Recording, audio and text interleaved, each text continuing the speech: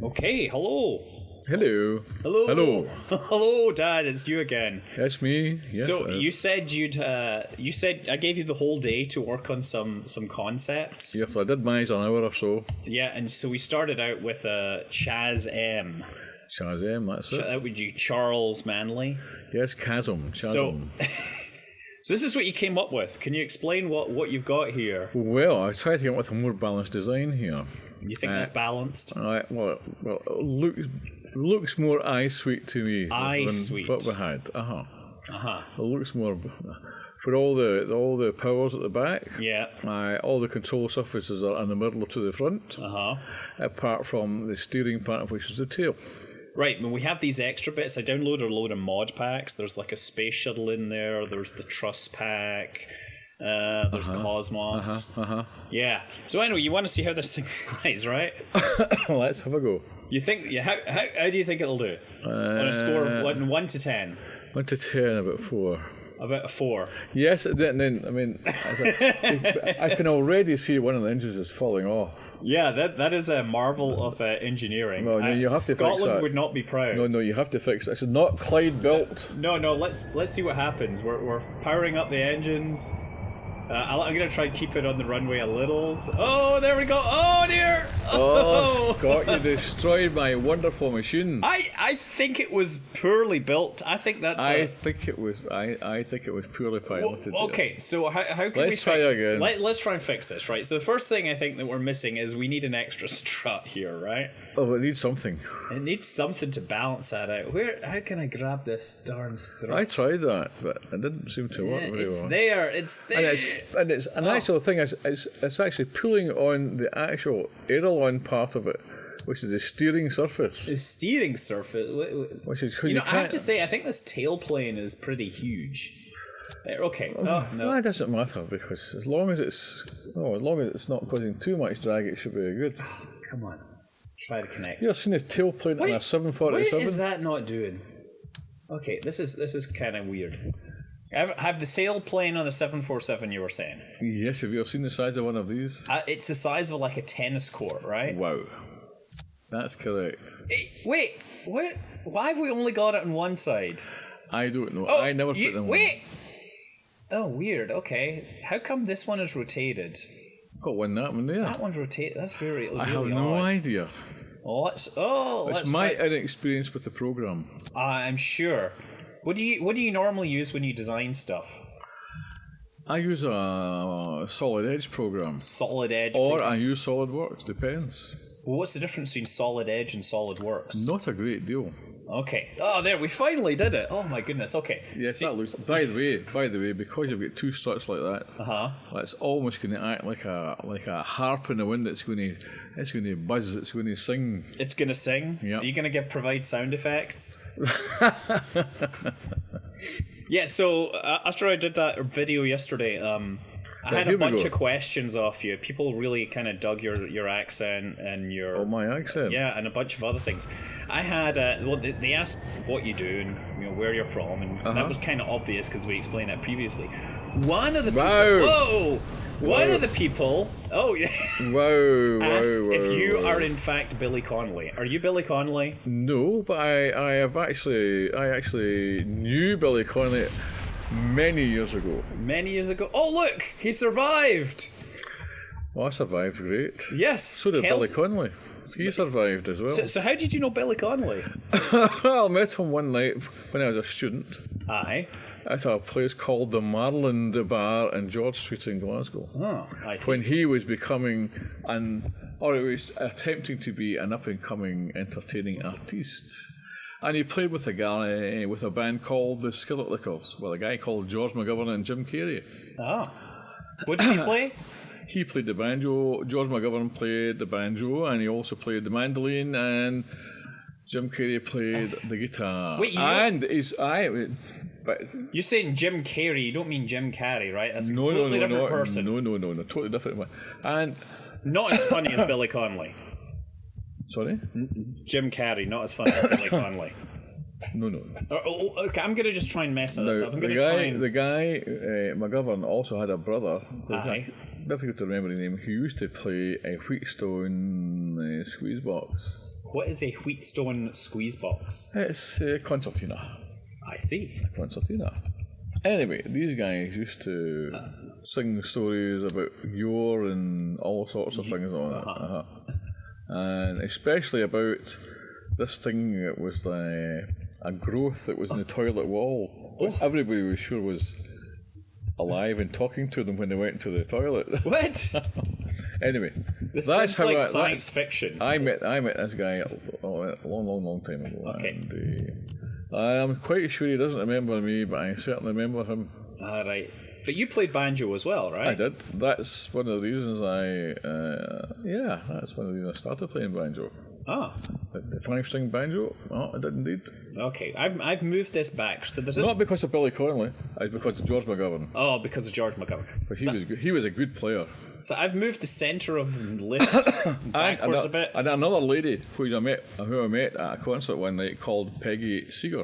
Oh, who's that? What? That's Pete Seeger's sister. Oh my goodness. Who was married to a guy called Ewan McCall. Oh my goodness. He wrote a very famous song called The First Time Ever. I've never heard of it. Can you sing it?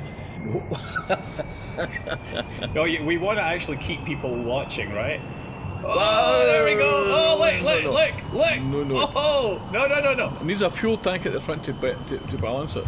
Oh, come on. Look. No, Scott, you're destroying my machine again. You know, I think it is unbalanced. It's your lack of flying skills. It's my lack of flying skills. Yes, it Listen. is. I think there's a way to improve this. It must be. But you have where is the legacy? You cannot destroy my basic concept. You know what I think we need to do? I think these things are wrong. I'm going to put on something else here. What can I put? Some other control surfaces. Controllable canards this time. Oh, you know what I'm going to stick on? I'm going to stick on some avionics, because avionics is like the cheat button for planes. It basically keeps them under control. Okay, right.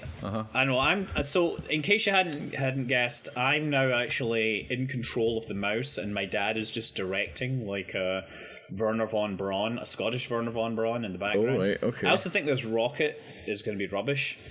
But do you need a more powerful one, do you think? I don't know, and I don't know how to get rid of this darn thing does not Yes, you put that in to start with. I didn't put that one in there. No, I'll tell you who that was. That was Sky.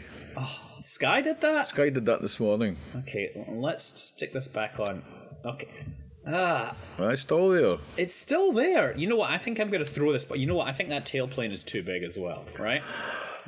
I do. Okay. I do. I think that is part of the problem. No, I think it gives you great stability. Look, here's a tail fin. No, you know what? You're not understanding how limited the engine, the physics engine is on this, right? So look, we've got that. Now we can actually stick a tail flap in there, right? Where's the tail flaps? You get flaps on the wings. There's a tiny flap. We can stick it and attach it on there. There we go. So now we get a tail flap there. And then... Is that a rudder? A rudder. A rudder. Yes, a rudder. Tail flap. Okay. Obviously, you know the lingo. Wait a second. Give me 2 of these. Oh, I did it again. What have you done? I failed to attach this correctly because I'm stupid. Come on. Like, I can't click on it. Why does this thing I don't know. want... there it is there. Okay. Why can you not click... Oh, you done it. Okay. I want to click it on here. And it's now really confused. It's done it again! Oh, and now Ryan is just walking in on us and running through. He needs... Hey, you've got 2 at one side, 1 at the other. I know. Why? What is up with this? Because your symmetry is not working properly. My symmetry is busted. Like many myths of space travel. Okay. That is Orion coming through looking for some water from his grandma. Granny. Grandma Muriel, who instead... I got chocolate, he gets water. That's just how it is, because I'm the grown-up. Oh, because you're the boy. I'm the boy? Yeah. You're still the boy. Ugh, I cannot get this thing to go away. You know, they're struts. They don't really weigh anything important. Take them away. Let's fly this thing again. Oh dear, where is this great legacy of Scottish invention and engineering that we can't come up with? Look, You know, I think the other thing is that this The thing wheels is, need to go further back. the wheels need to go further back. Let's try. Power up! Okay. So far, so good. You know what? I think this needs to come down as well. Whoa! Ah, Scott, what are you doing? That was these struts. That was these struts that pulled you all to the side. I don't think it's the struts. I don't think the struts have any aerodynamic I never wanted effect. struts in the first place. Well, yeah, you just wanted them to hang down like I that. didn't want them at all. Well, how did you want to attach your engines? No, the struts. I'm talking about these supports you're putting to the Aye. tail. So how do you want that to hang without... It'll fall down if you don't have struts. What, the rudder? No, Have you these seen engines... any aeroplane in any airport with struts on it like that, apart from the 1914-18 war movies? No. Well, that's how they used to build them. They were all pre-tensioned. This is not 1914-18. This is 2012. Yeah, well, unfortunately, we can't Times have pre-stress moved on. these things. They're Like, not called string bags anymore. They're called aircraft. string. Well, I think there's a lot of things wrong with this. You've still not flown it properly. I still not flown it. How should I fly it? Gently. Gently. So you're Yes. saying I should thrust less? Yeah, take it easy. Okay, I'm going to take it easy, right? Get rid of these struts because they're going to pull you to the side.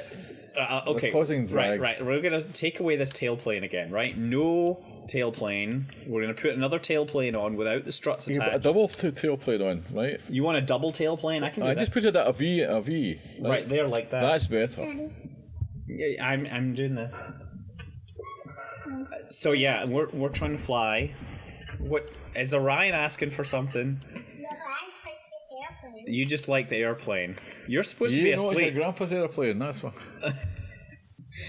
It doesn't actually work, unfortunately. So how am I? I know because you've given it symmetry and it's going to. It can't go. No. You know what I have to do, right? Is I have to turn this off, right? Remount it in the middle.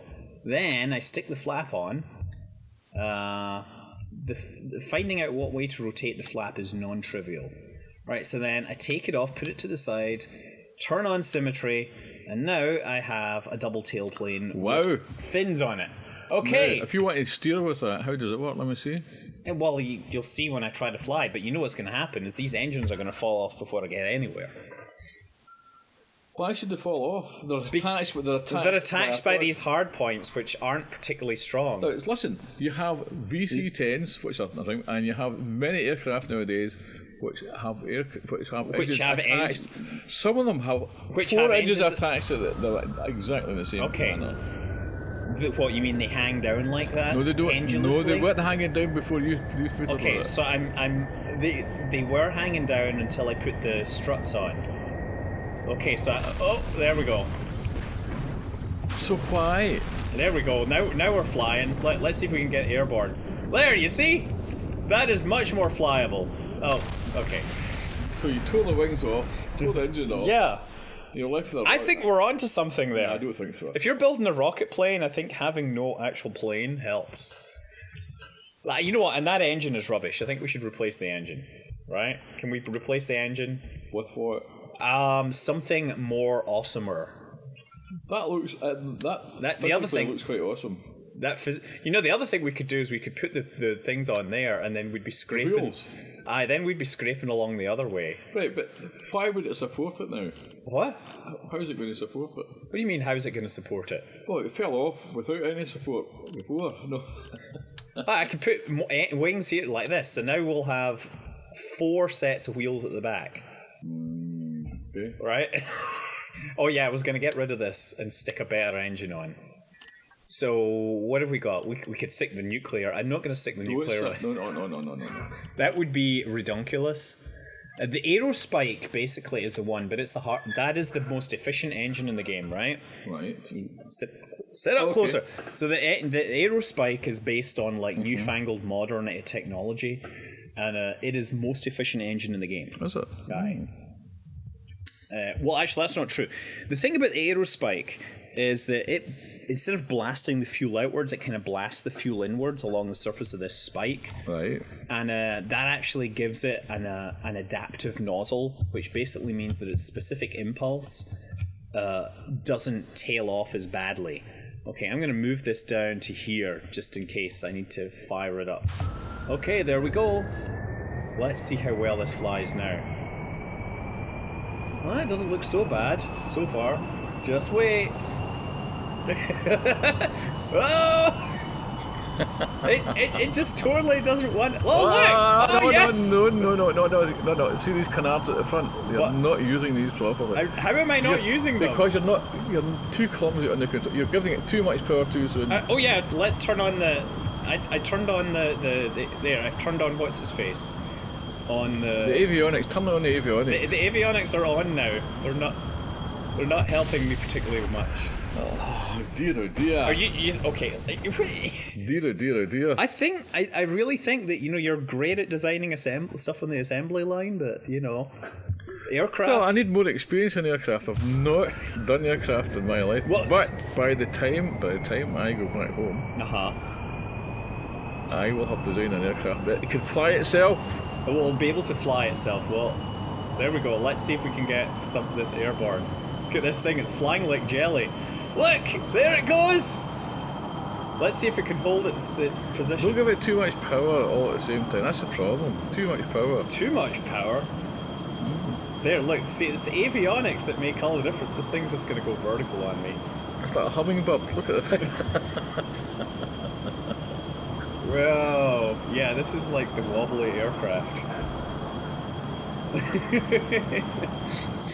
I like the way that the fact that the rest of the plane is wobbling, but the engines are kind of staying still. There's something marvelous about that. I don't know. I think there's something wrong with your program. I will be the first to admit that there are limitations to the physics engine, which I find the physics engine inadequate in many ways. Okay, you know what I'm going to do is I'm going to bring this down. And I'm going to move the engine separators because we've made these engines detachable. Good. Get rid of them now. Well, no. We're going to wait till we get up to like 14,000 feet or something. What height are we at? I can't see it. We're at like 5,000 meters we are right now. Right. We can take a look inside the cockpit, but actually, when you look at it from inside the cockpit, you can't see the fact that the whole aircraft is oscillating. So. I tell you what, though, the oscillations have kind of calmed down. It's better to be ignorant. It's better to be ignorant of what? Of all these oscillations. Are you one of these guys that doesn't... I'd have bailed out a long time ago. Do you sit on the plane, do you sit in the window seat so you can't see the wings oscillating up and down? No, I sit on the inside so I can't see a thing. Are you... Because I love watching TV shows about plane crashes when I'm on a plane. Shh. I was watching a great one about the de Havilland Comet. Do you know about that one? Yeah, the 4B. No, it was before the 4B, the very first one. It was the first jet airliner it carried. Yes, for the square windows. Square windows, which just happened to be a structural defect. Stress razor. Yeah, and they ended up suffering from stress fractures. And what happened was they would get to like 12,000, they would get to cruising altitude, and then the planes literally exploded from the air pressure inside because the repetitive stress fractures would suddenly catastrophically fail. Okay, look, we're getting some altitude now. I tell you, this the avionics make a huge difference. Okay, I'm going to fire up.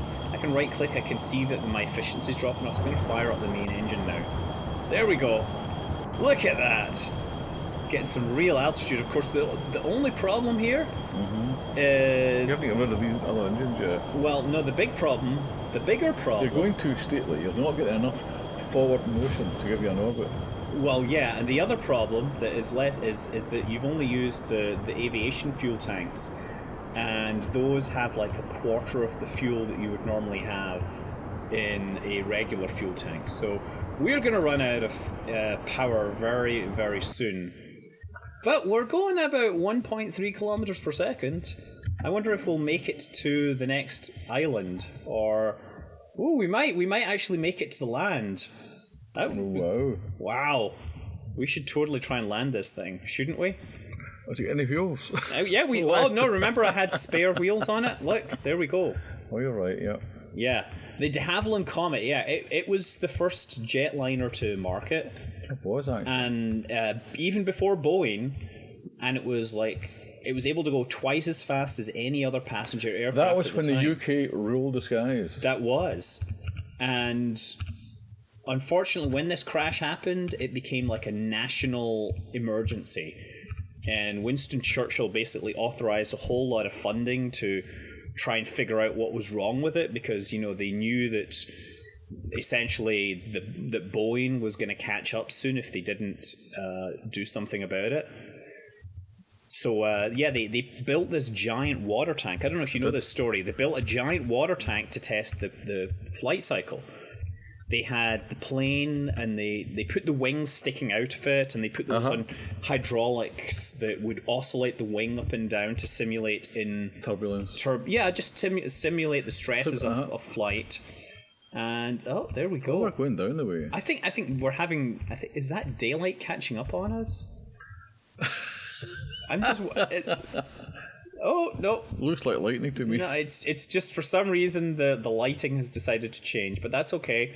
Okay, I'm going to try flying this. I'm going to keep it in a relatively... I don't know what I'm going to do. I'm probably going to crash it, honestly. But... You better not. It's my plane. It's your plane, but you know what? I was the one that made it flyable, and even then, flyable is a... I hope we don't hit that lake. You're only doing that because... Oh, never mind, yeah. I think this is going to, like, flip backwards and land on its back, honestly. I'm going to put the gear down speculatively, just in case. Look at that! We're going, like, Mach 3 right now. You see that? Ooh. We've got some... We're really motoring. This is why you're able to control it? Because you've got these control surfaces which are not what I would call supersonic. Right. You know what? It's all about the fact that the physics engine is something of a work in progress. Right. Okay, so now we are descending, and I want to keep enough speed on it that I can pull up at the last minute. Actually, I could go to the internal. This one here is this is a proper altimeter. This is a radar altimeter just above the regular altimeter. And everybody keeps saying, use that, but I keep forgetting. So I'm going to remember this time. So I'm basically going to dive towards the ground at a 45-degree dive, and then hopefully I can pull back relatively quickly. Yeah, that's what's going to happen. Okay. So we are diving towards the ground. This is my, over here is my descent speed. Whoa. Yeah, I gotta kill my descent speed a little. That's me going at 10 meters per second. Flare.